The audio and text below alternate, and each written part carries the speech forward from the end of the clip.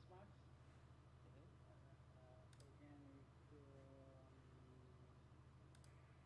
Hmm. organic modeling and local modeling. And yeah, I just started to test the sketch recently, which Okay. is very, very interesting. My idea is to find, I'm using less and less the previous max.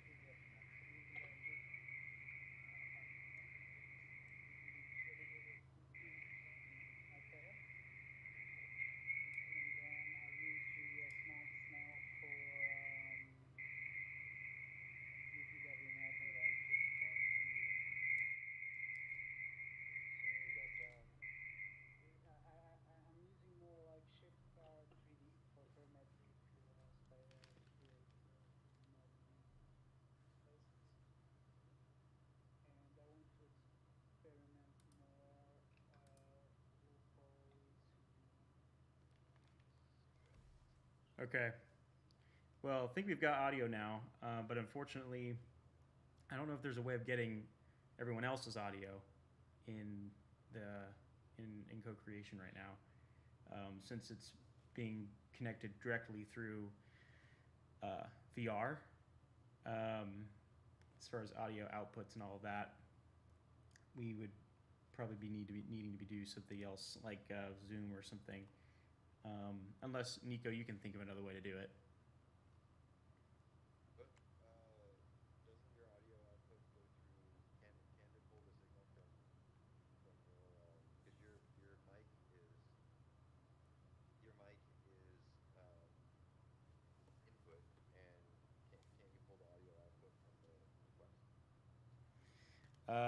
No, it's not an option. Um, Really? Oh, okay. yeah, I mean you can get desktop audio, but you can't get an audio output. You can't get an audio output from the headset. Like, because the headset doesn't produce the audio; it's just receiving. Well, it is producing audio through the speakers, um, but it doesn't come up as an option. Um, but yeah, sorry everyone for that delayed start there. Obviously, some audio technical things that we'll need to work out for the future. Make sure this goes a little bit smoother in the beginning. But um, what we've done today is we have invited just some random individuals from the community to join us in co-creation, and here they are. Basically, sent out just an invite to this particular room, and this is just a design presentation space that we've created. Um, and we have someone from the company joining us as well, Nico. And so yeah, that's pretty much what this is, and just opportunity to answer any questions about co-creation. So feel free to ask some questions in the chat. If anybody has questions here in the group as well about co-creation, happy to answer. Um, and yeah, we'll definitely be. So one thing I'll say too is we'll definitely be doing this again. So in the meantime, in between them, we're going to work out some of these technical issues and make sure it all works smoothly. And we'll be doing this again. So this isn't the only time we'll be having this, but we've laid out a few models here, just like some examples of some stuff from the community. So we've got Zophia's awesome car model that she's made, Ziga's backpack that he made in Gravity Sketch, a shoe made by Finrush Taylor. So we've just got some great stuff in here to look at, and um, we have we've been seeing teams across the world joining together in co-creation, working together, no matter where they're located, and being able to join in virtual space and create geometry and shapes, and building things in real time to scale together, and just literally making any form that they can imagine, and getting it out there. So, does anybody have any questions in here that they might have? You also feel free to ask in the chat if anybody has questions out there. I'm happy to answer.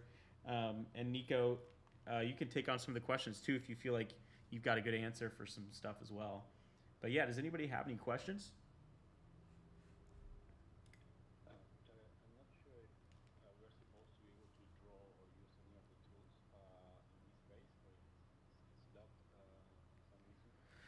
So yeah, for this first session, we actually just set it as for you to just be as a viewer. Um, Okay. I think for future sessions, we're going to set it up maybe to allow people to actually do stuff and create. Um, but we set you up, we set you all up as viewers for now. Um, just because the point, I guess, of the session is more to just talk about co-creation and have you all experience it. I think probably the next layer of experiencing it though will be actually creating. So I think for the next session we'll maybe we'll allow people to do that. Um, but yeah, and this is all your everyone that's in here. This is your first time using co-creation, correct? Yes. Okay, cool. Um, awesome. So How does it work? Let's say I want to do something with dialogue. So how would that work? I mean, not here, but in the co-creation phase. Yes, yes. Let's do it. So you propose a briefing, is that? So you're asking how you can use co-creation with someone else that you know? Yeah. So that's probably an important thing to cover. So right now, we're not releasing co-creation to the wide community. Uh, we're this is more to drum up sort of excitement, I guess, awareness around it, give people the experience of using it. Um, we do offer co-creation to businesses and to teams. Um, and I will say that if you have um, a project or a collaborative effort that you need to use co-creation, you'd like to use it with a small team, you can reach out to us and we can deal with that on a more individual basis. Um, so I guess I'll just go ahead and preface this whole event and say just like this is definitely not a release of co-creation to the community, but this is to give the community a chance to experience it who maybe have not been able to try it yet, and discuss through some of the benefits and maybe how they would use it in their workplace or in their personal work, um, and things like that. We are exploring and looking how we might expand availability potentially in the future. But this is by no means a release at all. So um, I know some people were a little bit confused by that. But let's see here. It makes sense. We are excited already. So we Awesome. can get to the next step. Yeah, So it sounds like it's more like for businesses as well. businesses and teams, um, and things like that. We are looking into allowing the community to participate in some regard. We don't know exactly to what degree or what level, but we are looking into that and seeing what that might what that might yield. Um, but yeah, um, we have What's the yeah. Go ahead. capacity, Aaron? What's the capacity of viewers? Is there like a peak of event? Do you have how many audience members do you have per Yeah, Christian? and how do I say your name? Oh, just call me Christian. Sorry. Christian. No worries, no worries. So Christian asked, what's the limit of viewers or users in a co-creation session? Um, it's technically limitless, um, but it's important to note that as you add people into a scene and as you add more geometry into a scene, it can start to become pretty taxing on the servers as well as sometimes your own headset. So it is limitless, but there's um, just be wary of the amount of data in one sort of session, is what I would say. So we do have some rooms that are capped at like 10 people, um, but but yeah. So just I guess be aware of your limits of the project you're working on. And so you can see Nico just brought in here a chassis, um, and we can begin playing around it and start making notes. And the cool thing with co-creation rooms is that you don't have to save them locally in order for the data to be stored, because it's all being done in the cloud. these are rooms that are just live all the time. So any one of us can leave this room and rejoin, and all of the data will be here, and we can continue working on it. So it really is very much like a actual design space where we meet in a space and work together for a little while, and then some of us can come back and continue working on the project. So it doesn't have to live on any one person's device. It's just always going to be here all the time. If you did want to take a co-creation room and save it and be working on it, locally in your own computer, you can save everything as a prefab and drop it into your prefab folder, and then it would be saved locally. Depending on the size of the room or the amount of geometry, that can be a little tricky, but that is the way to do it. You will lose certain things like, I think, mirroring and things like that if you do it, but you will be able to save the data locally.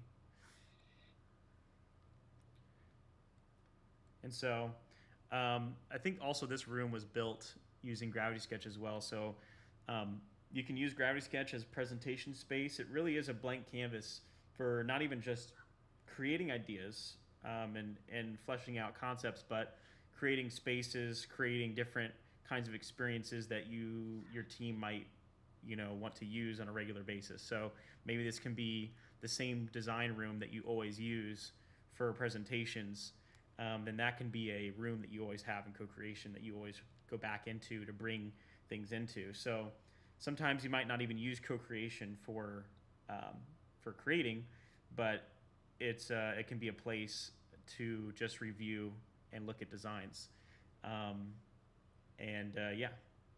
bring things into a room and take a look at them, just kind of like we have here on the side of the room.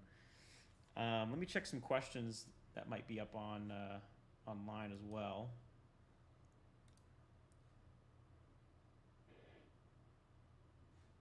Let's see here.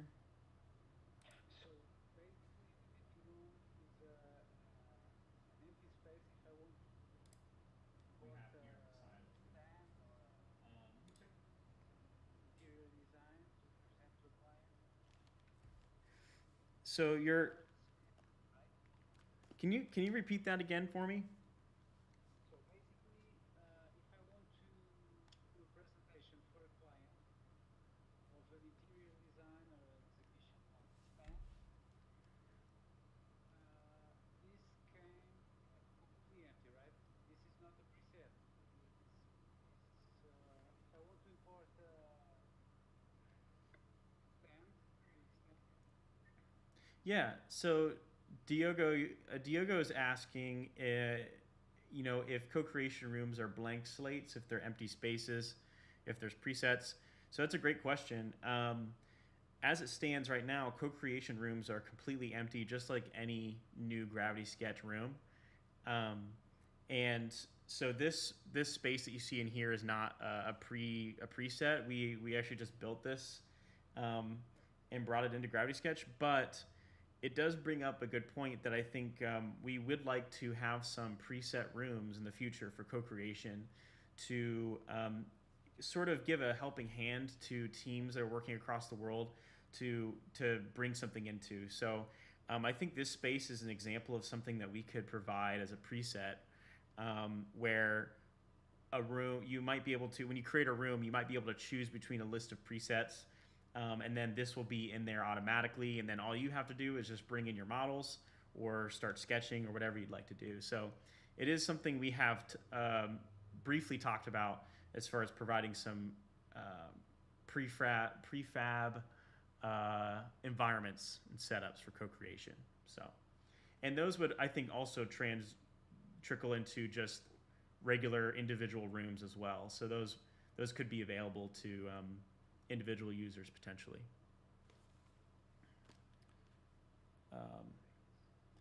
And someone on Facebook is asking, does this work in Quest version 2? So this co-creation also does work on Quest. I believe some of us in here are actually using Quest. And so, and then they're asking how easy it is to invite someone. And as I mentioned before, this is not available yet to individuals. This is mainly for teams and businesses. So, but yes, it does work for Quest, which is really great, especially when it's completely, unplugged from the computer. You feel, just super free to roam about and work with your team. So, um, let's check some of the other comments here. I want to just reiterate and repeat that I think we should do another one of these like next week, and make sure that we can get the audio coming in from the participants as well, and then make sure we don't have that delayed start at the beginning. But as with all this new technology, it's you're going to run into issues sometimes, so it's never going to work buttery smooth always. But yeah, excited that we can do this and just invite people in. So the point of this session really was to just open up the experience of co-creation to the community, answer questions, and sort of give a little bit of a peek into what it's like, spark people's imaginations as to what they could do in co-creation down the road. Let's see here. Let me check see if there's any other questions.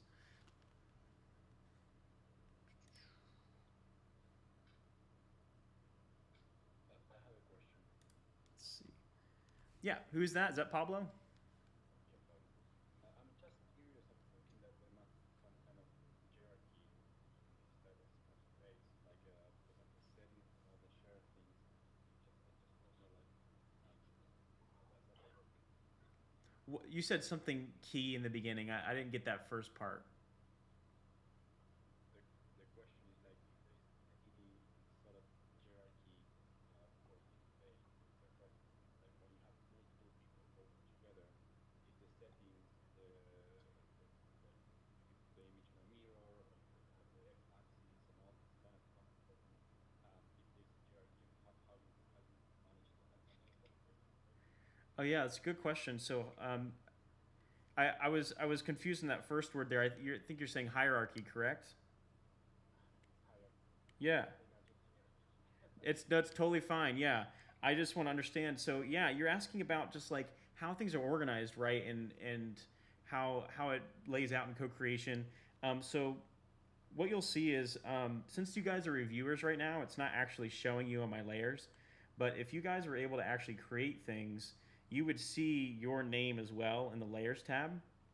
So everybody gets their own layer in co-creation when they enter the room, and they're able to lock their own layer as well as control visibility of that layer. And when you lock a layer and leave the room, um, other people will not be able to edit what you've created um, in the room if you've locked it. You will have to come back in and unlock it in order for people to edit and work on geometry that you've created specifically. We also do have a system called the crown, or like I guess the king of the scene. Um, because pretty much everyone else in here are reviewers. Um, we don't really have that here at the moment, but basically, the crown or the king of the scene is basically the first one to enter into the room. They will have control over things like the environment, colors, and things like that. Um, they'll also be able to, I think, remove people. I'm not sure where I see that, but there's just a couple of different controls that the king has. They're sort of like the manager of the scene, and you can award that to any other person in the scene if you like. Um, but as far as like going back to your question, Pablo, as far as hierarchy works and organization, it's essentially all in the layers there. And so if you're making something, you want to make sure that it doesn't change and someone doesn't mess it up accidentally. The best practice that we say is just to lock your layers when you leave, so that it doesn't get messed up or changed while you're gone and someone else is jumping in the scene working on stuff. Um, you also can't be working on the same geometry as someone else. So like right now, Nico is working on this little stroke. Um, he's the only one that can actually edit that at the moment. I can't actually do anything to it. But it's something we're looking into, potentially seeing maybe the technical limitations of that. Potentially having the ability to work on the same piece of geometry as someone else at the same time.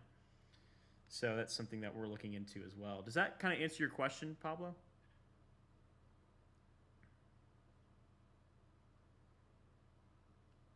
I don't know, Pablo. I don't know if you turned. You might have turned your mic off. Can you hear me? Yeah, I can hear you now. Yeah, yeah, that's my question. Okay, cool, cool. Does anybody else have any questions around co-creation, maybe even just tools in Gravity Sketch? I've got another, Jaren, about um, things like exporting. Can you just anyone export at any time, or does the king of the room have to do that if you wanted to do iterations every half an hour or something? So you can do that. Anybody that has access to this room can save it locally.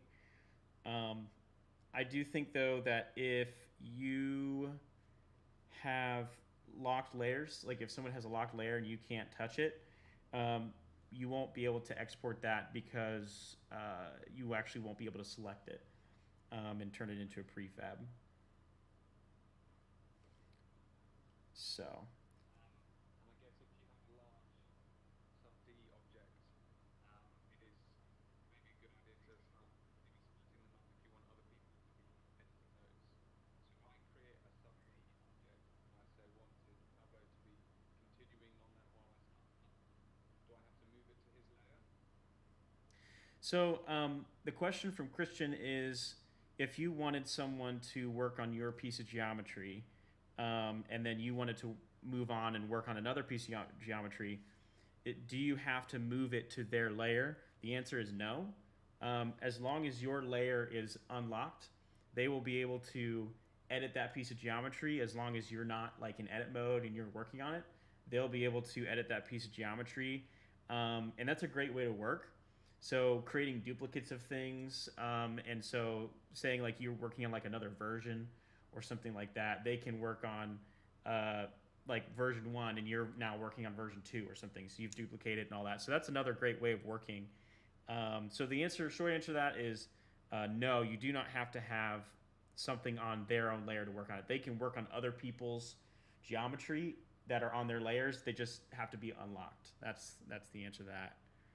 Um, yeah.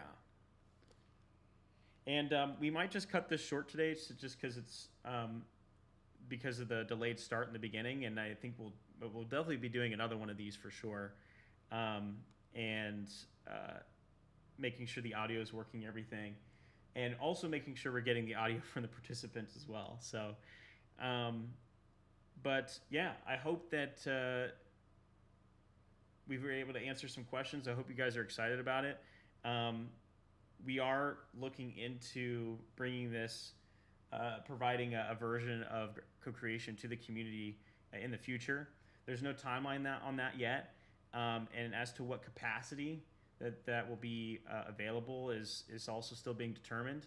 So that's another reason why we wanted to show this is to get people thinking about how they might use it and sort of their own thoughts on co-creation. So um, yeah, awesome. I've got a couple of questions post stream, Jaren, and I think we found a bug as well. Sure. Yeah. I mean, let's see here. Yeah, you can ask. Go ahead and ask away. It's fine. Yeah. Okay. Cool. Great.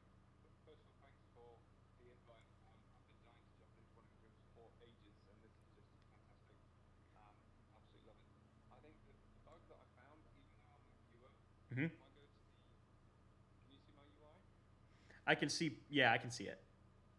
So if I go for the rigged chassis, I can't select anything else. But if I do rigged chassis, it does a huge preview for me. Can you see that preview? Yeah. So the preview I see is just a cube, so I actually don't see anything. If you No, zoom I right see it. of the window, It's you'll see huge. it is huge. The space. The reason is it's not a bug. The space that we're in is Yeah. actually really small. So the scale that we're in, we're like really small. We're in real life, we're about like 8 inches tall right now. Yeah. Um, so that's the reason the chassis is coming in so huge. But if this room were happening at like a normal scale, it would be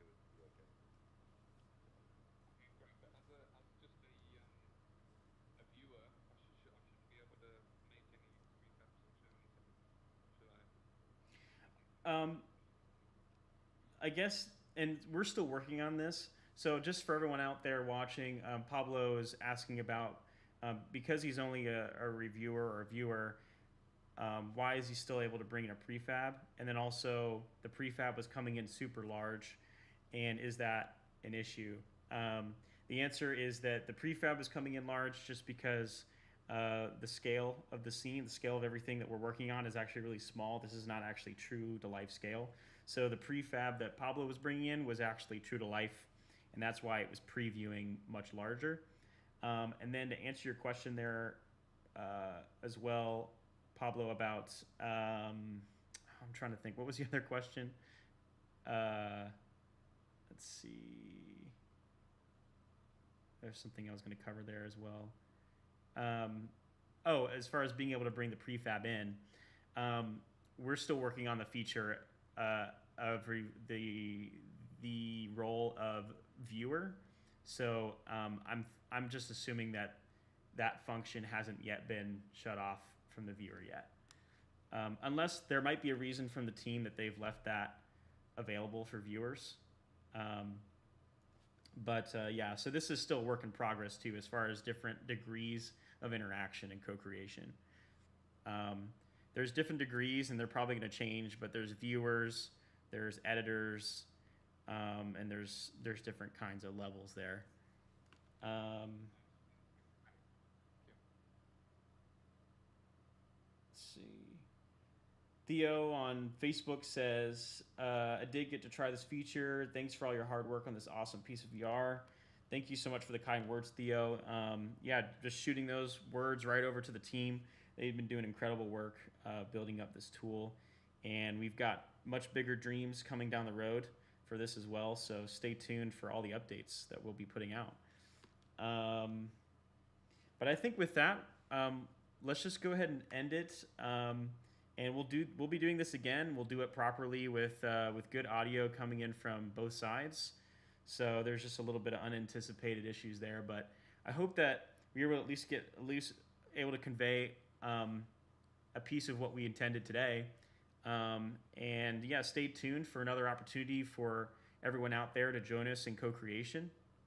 And experience co-creation, especially if we're looking for people that have never used it before. So that's kind of the preferred demographic, I guess you could say. So yeah, thank you everyone, and yeah, have a good rest of your evening.